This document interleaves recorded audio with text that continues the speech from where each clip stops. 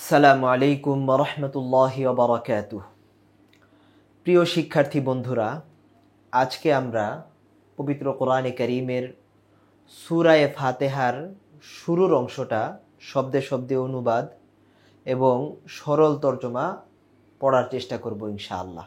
আমরা আগের ক্লাসে বিসমিল্লাহির রহমানির রহিম সম্পর্কিত আলোচনাগুলো করেছিলাম। আজকে আমরা মূল কোরআনে কারীমে চলে যাচ্ছি।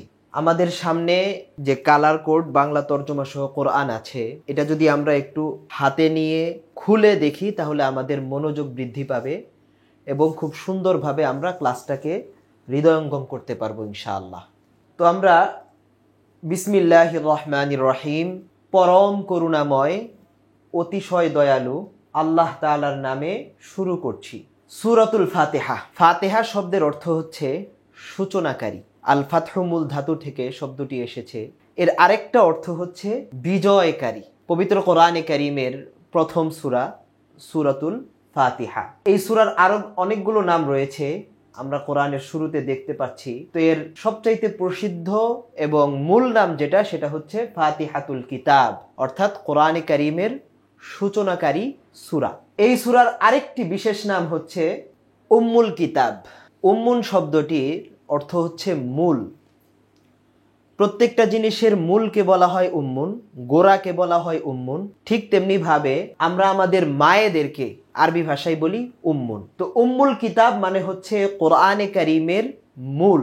অর্থাৎ মুফাসসিরিন ইকরাম এই কথাটি বলেছেন যে পবিত্র কোরআনে আল্লাহ রাব্বুল আলামিন যতগুলো বিষয় আলোচনা করেছেন তার সবগুলো বিষয়ের মূল কথা এই সূরা ফাতিহার ভিতরে আছে। এজন্য সূরা ফাতিহার নাম উম্মুল কিতাব।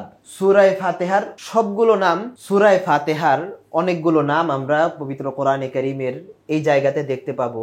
একটা নাম হচ্ছে সূরাতুল হামদ। হামদ শব্দের অর্থ প্রশংসা। সূরা ফাতিহা আল্লাহ রাব্বুল আলামিনের প্রশংসার মাধ্যমে শুরু করা হয়েছে। এই সূরার আরেকটা নাম হচ্ছে সূরাতুশ শিফা। শিফা মানে হচ্ছে রোগ থেকে মুক্তি পাওয়ার জন্য চিকিৎসা। সূরা ফাতিহাও মানুষের বিভিন্ন রোগ, হোক সেটা অন্তরের রোগ, হোক সেটা শারীরিক রোগ, উভয় রোগের জন্যই সূরা ফাতিহা চিকিৎসা হিসেবে ব্যবহার করা হয়। ঠিক তেমনি ভাবে এই সূরার নাম সূরাতুর রুকিয়া। রুকিয়া মানে হচ্ছে ঝাড়ফুঁকের মাধ্যমে চিকিৎসা করা। এই সূরার আরেকটা নাম হচ্ছে সূরাতুস সালাত। আমরা জানি যে লা সালাতা ইল্লা বিফাতিহাতিল কিতাব, অর্থাৎ সূরা ফাতিহা ছাড়া কোনো নামাজই শুদ্ধ হয় না। একজন মানুষ যখন একাকী নামাজ পড়ে তখন তো তার নিজের সব রাকাতেই সূরা ফাতিহা পড়তে হয়। ইমামের পিছনে পড়লেও ইমাম সাহেবের অবশ্যই পড়তে হয়। এজন্য এই সূরা ফাতিহার আরেকটি নাম হচ্ছে সূরাতুস সালাত। এই সূরার আরেকটা নাম হচ্ছে সূরাতুল কানজ। কানজ শব্দের অর্থ হচ্ছে এমন একটা জায়গা যেখানে মণিমুক্তা, তারপর হীরা জহরত সবকিছু গুছিয়ে রাখা হয়। তো সূরা ফাতিহাতে আল্লাহ রাব্বুল আলামিন অনেক দামি দামি মণিমুক্তা গচ্ছিত রেখেছেন, খনি, তার নাম হচ্ছে কানজ। এই সূরার আরেকটা নাম হচ্ছে সূরাতুল মাসআলা। মাসআলা মানে আল্লাহ রাব্বুল আলামিনের কাছে প্রার্থনা করা, চাওয়া। এই সূরা ফাতিহাতে আল্লাহ রাব্বুল আলামিন প্রার্থনা করা শিখিয়েছেন। একজন বান্দা তার রবের কাছে, তার মনিবের কাছে কিভাবে নিজের আরজিগুলো পেশ করবে, কিভাবে নিজেকে মনিবের সামনে নত করে দিয়ে তার দরবার থেকে নিজের জন্য নিজের প্রয়োজনীয় জিনিসগুলোকে হাসিল করবে, সেটা আল্লাহ রাব্বুল আলামিন সূরা ফাতিহাতে শিখিয়েছেন। এজন্য এটার নাম হচ্ছে সূরাতুল মাসআলা।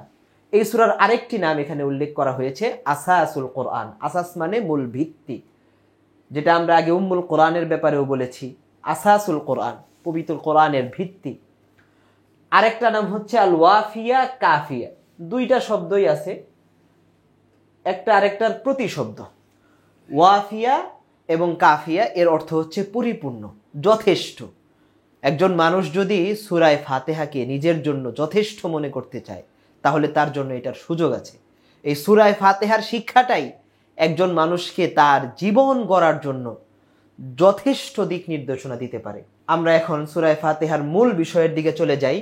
কোনো প্রকার মতানৈক্য ছাড়াই এই সূরাতে 7টি আয়াত রয়েছে। 7টি আয়াত রয়েছে এবং আমরা আজকে এই সূরার প্রথম আয়াতটি এখন শুরু করতে যাচ্ছি। তো আমরা যদি স্ক্রিনের লক্ষ্য করি, স্ক্রিনের এক একটা শব্দ আমরা এখানে সূরা ফাতিহার এক একটা শব্দ এখান থেকে আমরা বোঝার চেষ্টা করব এবং সবগুলো মিলিয়ে কি অর্থ হয় সেটা জানার চেষ্টা করব ইনশাআল্লাহ। সূরা ফাতিহার সর্বপ্রথম যে শব্দ আলহামদু, হামদুন শব্দের অর্থ হচ্ছে প্রশংসা। শুরুতে আলিফ লাম যুক্ত করা হয়েছে। এই আলিফ লামের নাম হচ্ছে আলিফ লামে ইস্তিগরাকি। এটাকে মিলালে অর্থ হয় সকল প্রশংসা বা সমস্ত প্রশংসা। আমরা এর পরে যেই শব্দটা দেখছি, এখানে যদিও একটি শব্দ আমাদের চোখে ভাসছে, কিন্তু যদি কোনো আমি আরবি ভাষাবিদকে বা যে আরবি ব্যাকরণ সম্পর্কে ধারণা রাখে তাকে যদি বলি, সে বলবে এখানে দুইটা শব্দ আছে। প্রথমে একটা অব্যয় আছে লি, যার অর্থ হচ্ছে জন্যে। এরপরে হচ্ছে আল্লাহ রাব্বুল আলামিনের পবিত্রতম নাম আল্লাহ। তো দুটোকে একসাথে মিলিয়ে আমরা পড়ছি লিল্লাহ বা পড়া হয় লিল্লাহ। তাহলে আলহামদু লিল্লাহ, সমস্ত প্রশংসা আল্লাহ তাআলার জন্য। এবার আল্লাহ রাব্বুল আলামিনের গুণবাচক কথা, গুণবাচক নাম রব্বিল আলামিন। আল্লাহকে তার পরিচয় এখানে দেওয়া হচ্ছে। রব্বুন শব্দের অর্থ হচ্ছে প্রতিপালক, যিনি সমস্ত প্রাণীকে অন্ন দান করেন, সবার জন্য জীবন ধারণের ব্যবস্থাপনা যিনি করেন, রিজিকের যিনি মালিক, তিনি হচ্ছেন রব। আল আলামিন এই শব্দটি বহুবচন। আলামুন শব্দের অর্থ হচ্ছে জগৎ। আলামুন শব্দের অর্থ হচ্ছে জগৎ। আমি শব্দটা লিখে দিচ্ছি, আলামুন। আলামুন শব্দের অর্থ হচ্ছে জগৎ। একটু খেয়াল করি, মানুষের একটা জগৎ আছে, পশু পাখিদের একটা জগৎ আছে, ঠিক তেমনি ভাবে আমরা যে নক্ষত্ররাজি, চাঁদ, সূর্য দেখি, এদেরও একটা জগৎ আছে। এই এক একটা ভিন্ন ভিন্ন জগৎকে বলা হয় আলামুন। আর এই সমস্ত জগৎগুলোকে একত্রভাবে বলা হয় বহুবচন দিয়ে আল আলামিন।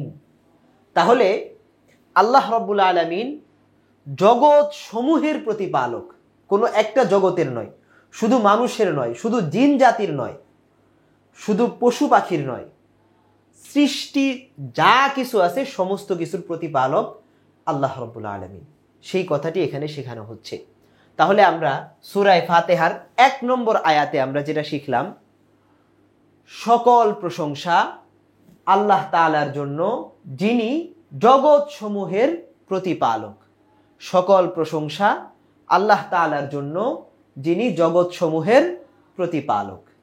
এবার আল্লাহ রাব্বুল আলামিনের আরো কিছু পরিচয় আসবে, তার প্রশংসা এবং পরিচয়। প্রিয় শিক্ষার্থী বন্ধুগণ, আমরা যে কোরআনকে সাজিয়েছি, বাংলা তরজমা কালার কোড কোরআন, এখানে কিন্তু এই আরবি আয়াতের সাথে পাশাপাশি বাংলা অনুবাদটা দেওয়া আছে। সকল প্রশংসা জগৎ সমূহের প্রতিপালক আল্লাহর জন্য। সুন্দর করে তরজমাটা দেওয়া আছে, আমরা এখান থেকে পড়ে নিব আর এই ক্লাসটি উপভোগ করব, যাতে করে এই পড়াটা আমাদের হৃদয়ঙ্গম হয়, সুন্দরভাবে আমরা বুঝতে পারি। এবারে আসি আমরা দ্বিতীয় আয়াতে। আমরা যখন বিসমিল্লাহির রহমানির রহিম পড়েছিলাম, তখন এই দুইটা শব্দের অর্থ আমরা দেখেছি। আজকে আবারও লক্ষ্য করি, আর রহমান আর রহিম উভয় শব্দের অর্থই হচ্ছে দয়াময়, দয়ালু। তবে শুধু দয়াময়, শুধু দয়ালু বললে অর্থটি সঠিক হয় না, যথাযথ অর্থ আমরা এখান থেকে বুঝতে পারি না। এই শব্দর দিকে লক্ষ্য করি, এখানে যা অক্ষর আছে এখানে তার চাইতে একটু কম আছে। আর আরবি ভাষায় নিয়ম হচ্ছে, যেই শব্দে হরফের সংখ্যা বেশি, অক্ষরের সংখ্যা বেশি, সেই শব্দের অর্থের মধ্যে অর্থের দোতনা এবং অর্থের তাকিদটাও বেশি। এজন্য আর রহমান এর অর্থ শুধু দয়াময় করলে হবে না, এর অর্থ করতে হবে অপরিসীম দয়াময়, চিরদয়াময়। ঠিক তেমনি ভাবে আর রহিম এর অর্থও হবে পরম দয়ালু। আমরা এই কালার কোড কোরআনের 2 নম্বর আয়াতের দিকে যদি লক্ষ্য করি, এখানে লেখা আছে, যিনি পরম দয়ালু, চিরদয়াময়। তো আল্লাহ রাব্বুল আলামিনের পরিচয়ও দেওয়া হচ্ছে, ঠিক তেমনি ভাবে তার প্রশংসাও করা হচ্ছে। এবারে 3 নম্বর আয়াতে আসি। আগের আয়াত দুটো ছিল আল্লাহ রাব্বুল আলামিনের শুধু প্রশংসা। এবারে শুধু প্রশংসা নয়, প্রশংসার সাথে সাথে আল্লাহ রাব্বুল আলামিনের পক্ষ থেকে একটা গুরুত্বপূর্ণ মেসেজও এই আয়াতের ভিতরে দেওয়া হয়েছে। আমরা একটা একটা করে শব্দ লক্ষ্য করব। প্রথমে এখানে যেই শব্দটি আছে শুরুতে, মালিকুন, মালিকি ইয়াউমিদ্দিন। মালিকুন শব্দ, মালিকুন শব্দের অর্থ হচ্ছে যিনি অধিপতি, মালিক বা সত্ত্বাধিকারী। ইয়াউমুন, ইয়াউমুন শব্দের অর্থ হচ্ছে দিন বা দিবস। আর এরপরের শব্দ হচ্ছে আদ-দ্বীন। এখানে যেই দিন শব্দ, কোরআনে কারিমে দিন শব্দটি একাধিক অর্থে ব্যবহৃত হয়েছে। তবে সূরা ফাতিহার মধ্যে যেই শব্দ আদ-দ্বীন, এর অর্থ হচ্ছে জাযা বা প্রতিদান বা বিচার। আমরা জানি এবং বিশ্বাস করি আল্লাহ রাব্বুল আলামিন দুনিয়ার জীবনের হিসাব নিকাশ এবং সেটার প্রতিদান কিয়ামতের দিনে দিবেন। সেই দিনের ব্যাপারে আমাদেরকে অবহিত করা হচ্ছে। মালিক ইয়াউমিদ্দিন, আল্লাহ রাব্বুল আলামিন হবেন সেই বিচার দিনের অধিপতি, সেই বিচার দিনের তিনি মালিক হবেন। এবারে আমরা আমাদের কালার কোড কোরআনে এর অর্থটা যদি একটু লক্ষ্য করি, এখানে লেখা হয়েছে যিনি বিচার দিবসের মালিক। তাহলে আমরা 3টা শব্দের অর্থ জানলাম। মালিকুন শব্দের অর্থ মালিক, অধিপতি, ইয়াউমুন অর্থ দিবস, আর দিন অর্থ বিচার। তাহলে মালিক ইয়াউমিদ্দিন এর অর্থ হবে বিচার দিবসের মালিক। প্রিয় শিক্ষার্থী বন্ধুগণ, সূরাতুল ফাতিহার প্রথম 3টা আয়াত আমরা পড়লাম। প্রথম 3টা আয়াতে আল্লাহ রাব্বুল আলামিনের পরিচয় এবং তার প্রশংসা চলে এসেছে। এই পরিচয় এবং প্রশংসা দেওয়ার পর আল্লাহ রাব্বুল আলামিন আমাদেরকে শেখাচ্ছেন যে আমরা নিজেদেরকে তার সামনে কিভাবে সমর্পিত করব, কিভাবে আমরা তার দাসত্ব মেনে নেব, কিভাবে তাকেই একমাত্র নিজেদের সাহায্য প্রাপ্তির আশ্রয়স্থল হিসেবে গ্রহণ করব। আল্লাহ রাব্বুল আলামিন আমাদেরকে শেখাচ্ছেন ইয়্যাকা না'বুদু ওয়া ইয়্যাকা নাস্তাঈন। প্রথমে আমরা শব্দগুলোকে লক্ষ্য করি। না'বুদু মানে আমরা ইবাদত করি। একটু মাঝখানে চলে যাচ্ছি। না'বুদু মানে আমরা ইবাদত করি, দাসত্ব করি, উপাসনা করি। নাস্তাঈন মানে আমরা সাহায্য প্রার্থনা করি বা সাহায্য চাই। সাথে 2টা শব্দ আছে যেটা আমি রেখে গেছি। ইয়্যাকা শব্দ আর একটা ইয়্যাকা, এগুলো হচ্ছে সর্বনাম। তো যখন আমি বলবো ইয়্যাকা না'বুদু, এই কা মানে হচ্ছে আপনাকে বা আপনার, আর ইয়া এটা ওই যে বাংলায় রস্বইর অর্থে। তাহলে অর্থ হবে কি? ইয়্যাকা না'বুদু অর্থ হচ্ছে আমরা কেবল আপনারই ইবাদত করি। ইয়্যাকা না'বুদু আমরা কেবল আপনারই ইবাদত করি।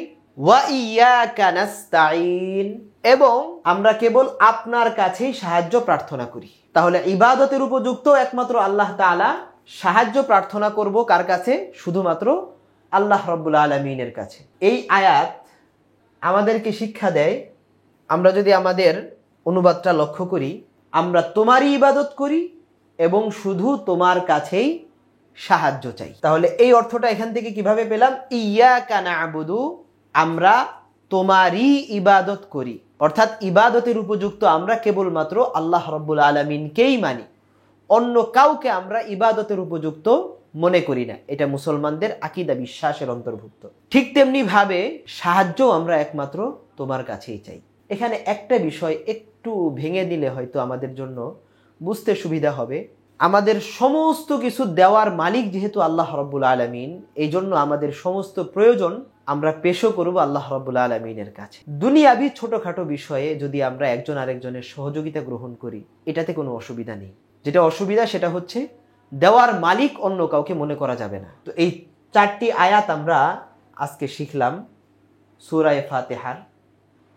এই 4টি আয়াতের মধ্যে মূলত আল্লাহ রাব্বুল আলামিনের প্রশংসা এবং তার কাছে নিজেকে সমর্পিত করার শিক্ষা আল্লাহ রাব্বুল আলামিন আমাদেরকে দিয়েছেন।